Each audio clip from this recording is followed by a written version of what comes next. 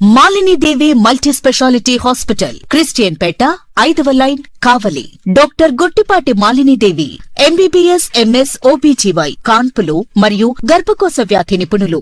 Malinidevi multi speciality hospital నందు అందించు వైద్య సేవలు: సాధారణ కాన్పులు, సిజేరియన్లు, లాప్రోస్కోపిక్ ద్వారా గర్భసంచికి సంబంధించిన ఆపరేషన్లు, ట్యూబెక్టమీ, పిల్లలు లేకుండా operation, high risk pregnancy, ectopic pregnancy మరియు గర్భసంచి నీటి బుడగలు, గర్భసంచి జారిన ఆపరేషన్లు, రొమ్ముగడ్డలకు చికిత్స, నెలసరి ఇబ్బందులకు చికిత్స, మెనోపాజ్ సమస్యలకు చికిత్స చేయబడును. స్త్రీలకు సంబంధించిన అన్ని సమస్యలకు చికిత్స చేయబడును. పిల్లలు లేని వారికి ప్రత్యేక చికిత్స కలదు. ముఖ్య గమనిక: మా హాస్పిటల్ నందు కాన్పోయిన తరువాత తల్లి బిడ్డను ఉచితంగా మా వాహనంలో క్షేమంగా ఇంటికి చేర్చబడును. మా హాస్పిటల్స్ ప్రత్యేకతలు: ICU, lab, AC and non AC rooms, 24 గంటలు మెడికల్ షాప్, ప్రతి రూమ్ నందు వేడి నీటి సదుపాయం కలదు.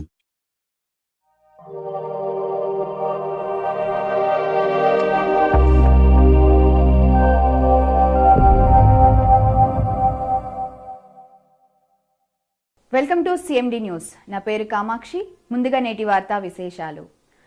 సిద్దిపేట జిల్లా కోహడ మండలం మైసంపల్లి గ్రామంలో నిన్న జరిగిన మహాశివరాత్రి వేడుకలకు శ్రీ నీలకంఠ స్వామి ఆలయం వద్దకు దారిలేక గ్రామ ప్రజలు ఎంతో ఇబ్బంది పడుతున్నారని, ఆలయం వరకు రోడ్డు నిర్మాణం చేయాలని, లేదంటే ప్రతి సంవత్సరం శివరాత్రి వేడుకలు జరపడానికి చాలా ఇబ్బందిగా ఉందని గ్రామస్తులు ఆవేదన పడుతున్నారు. ఈ విషయంపై గ్రామ ప్రజా ప్రతినిధులు ఆలోచించి తొందరగా దారికి సంబంధించిన పనులు చేపట్టి ఆలయం వద్దకు వెళ్లేందుకు ప్రజలకు ఇబ్బంది లేకుండా చేయాలని కత్తెర శ్రీనివాస్ ప్రజలు పడుతున్న బాధలు మీడియా ముందు వివరించారు.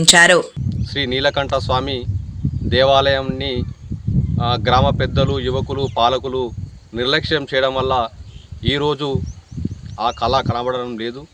కాబట్టి ఇకనైనా మన గ్రామ పెద్దలు, గ్రామ సర్పంచ్ గారైన శ్రీ పకిడే సంపత్ గారు, ముఖ్యమైన సమస్య మన నీలకంఠ స్వామికి దారి లేకపోవడం, ప్రజలు ఆ గుడికి రావడం ఇష్టపడడం లేదు.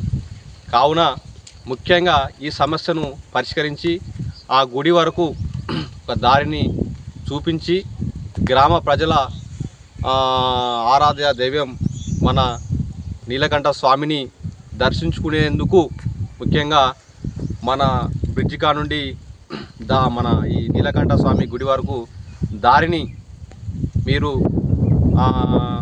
ఆ యొక్క భూమి యజమానులతోటి ఒప్పించి గ్రామ ప్రజల సమస్యను తీర్చవలసిందిగా నేను కోరుచున్నాను. ముఖ్యంగా అలాగే ఈ గుడికి ఒక ప్రత్యేకమైన చరిత్ర కూడా ఉంది. ఈ గుడి గత కొద్ది కాలంలో ఇక్కడ ఒక ఋషి అనే వ్యక్తి ఇక్కడ తపస్సు చేస్తూ ఉండేవాడట. ఆ తపస్సుకి మన గ్రామ ప్రజలే అనే ఒక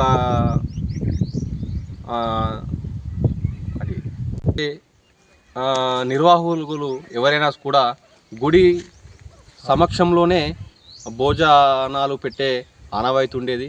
కానీ దారి లేకపోవడం వల్ల ఈరోజు మొత్తానికి ఆ యొక్క భోజనాల వసతి ఏర్పాటు అనేది దూరంలో చేసుకోవడం జరుగుతుంది. కాబట్టి పాలకులు, ముఖ్యంగా సర్పంచు, ఉప సర్పంచు, పాలకవర్గము అందరూ ఈ యొక్క గుడి యొక్క సమస్య, ముఖ్యంగా దారిని తీర్చి ఈ గ్రామ ప్రజల ఆకాంక్ష నెరవేర్చాల్సిందిగా ముఖ్యంగా నేను కోరుచున్నాను.